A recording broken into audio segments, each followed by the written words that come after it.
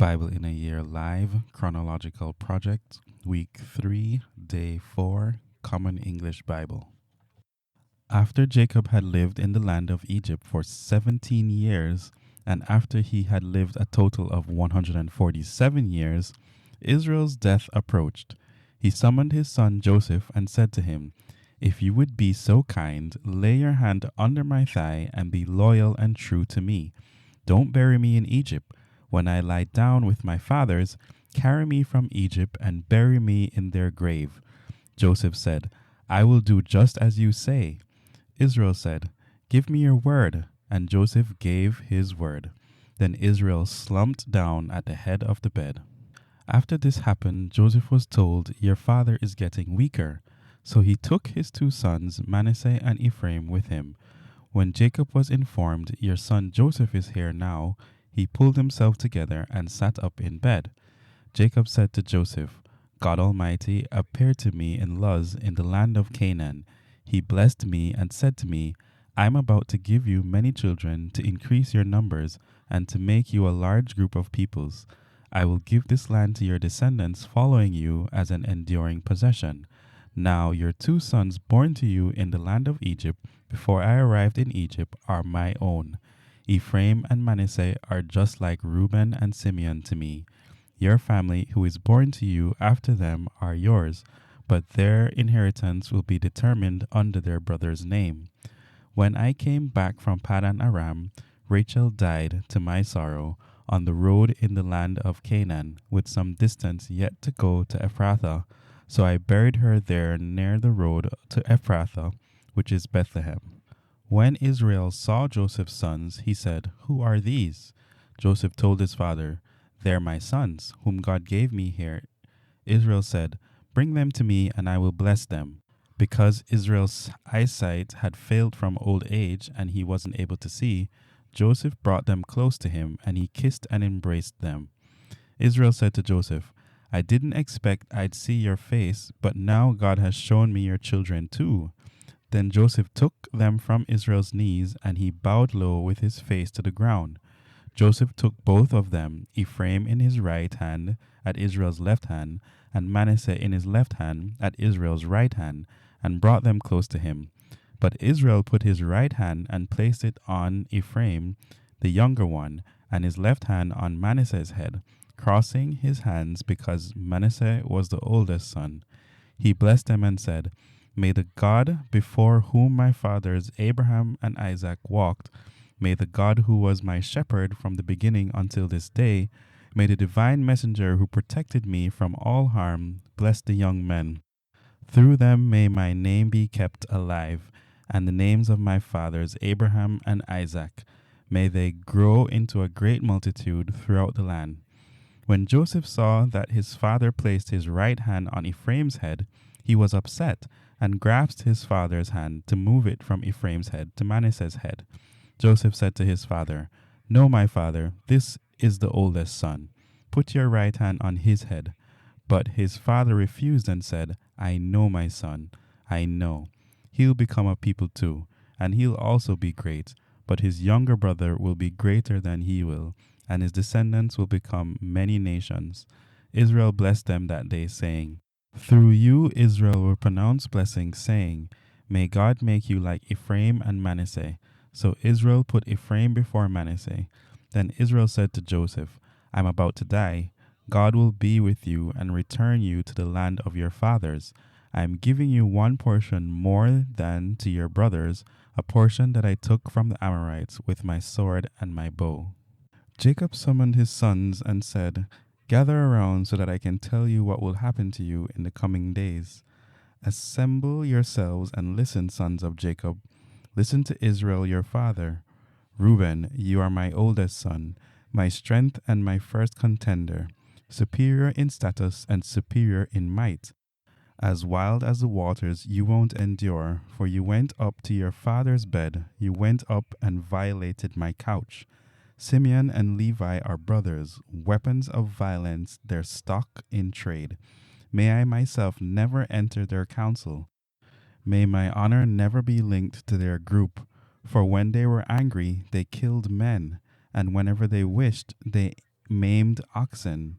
Cursed be their anger, it is violent, their rage, it is relentless. I'll divide them up within Jacob and disperse them within Israel.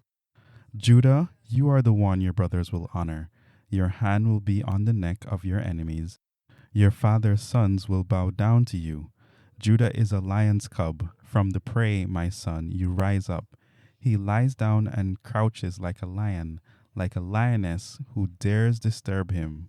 The scepter won't depart from Judah, nor the ruler's staff from among his banners. Gifts will be brought to him. People will obey him. He ties his male donkey to the vine, the colt of his female donkey to the vine's branches. He washes his clothes in wine, his garments in the blood of grapes. His eyes are darker than wine, and his teeth whiter than milk. Zebulun will live at the seashores. He'll live at the harbor of ships. His borders will be at Sidon. Issachar is a sturdy donkey, bedding down beside the village hearths. He saw that a resting place was good, and that the land was pleasant. He lowered his shoulder to haul loads and joined the work gangs. Dan will settle disputes for his people as one of Israel's tribes. Dan will be a snake on the road, a serpent on the path, biting a horse's heels, so its rider falls backward. I long for your victory, Lord. Gad will be attacked by attackers, but he'll attack their back. Asher grows fine foods, and he will supply the king's delicacies. Naphtali is a wild doe that gives birth to beautiful fawns. Joseph is a young bull by a spring, who strides with oxen. They attacked him fiercely and fired arrows. The archers attacked him furiously, but his bow stayed strong, and his forearms were nimble.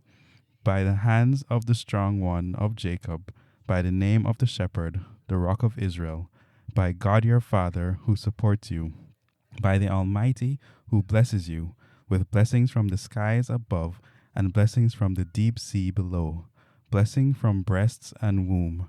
The blessing of your Father exceed the blessings of the eternal mountains, the wealth of the everlasting hills. May they all rest on Joseph's head, on the forehead of the one set apart from his brothers.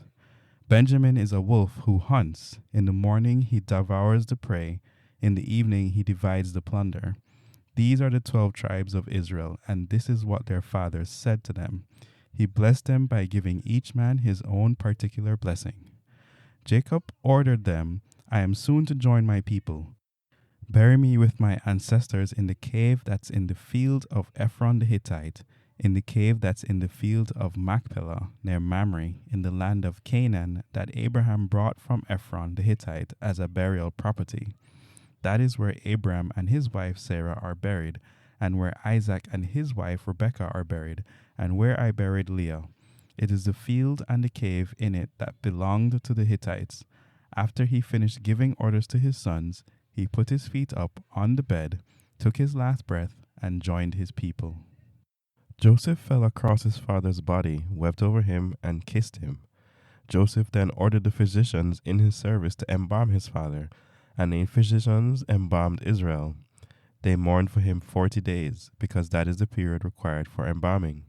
Then the Egyptians mourned him for 70 days. After the period of mourning had passed, Joseph spoke to Pharaoh's household. If you approve my request, give Pharaoh this message. My father made me promise, telling me, I am about to die. You must bury me in the tomb I dug for myself in the land of Canaan. Now let me leave and let me bury my father, and then I will return. Pharaoh replied, Go bury your father as you promised. So Joseph left to bury his father. All of Pharaoh's servants went with him, together with the elder statesmen in his household and all the elder statesmen in the land of Egypt. Joseph's entire household, his brothers, and his father's household. Only the children, flocks, and cattle remained in the land of Goshen. Even chariots and horsemen went with him. It was a huge collection of people. When they arrived at the threshing floor of Atad on the other side of the Jordan River, they observed a solemn, deeply sorrowful period of mourning. He grieved 7 days for his father. When the Canaanites who lived in the land saw the observance of grief on Atad's threshing floor, they said, This is a solemn observance of a grief by the Egyptians. Therefore, its name is Abel Mizraim. It is on the other side of the Jordan. Israel's sons did for him just as he had ordered. His sons carried him to the land of Canaan and buried him in the cave in the field of Machpelah near Mamre, which Abraham had purchased as a burial property from Ephron the Hittite. Then Joseph returned to Egypt, he, his brothers, and everyone who left with him to bury his father. When Joseph's brothers realized that their father was now dead, they said, "What if Joseph bears a grudge against us and wants to pay us back seriously for all the terrible things we did to him?"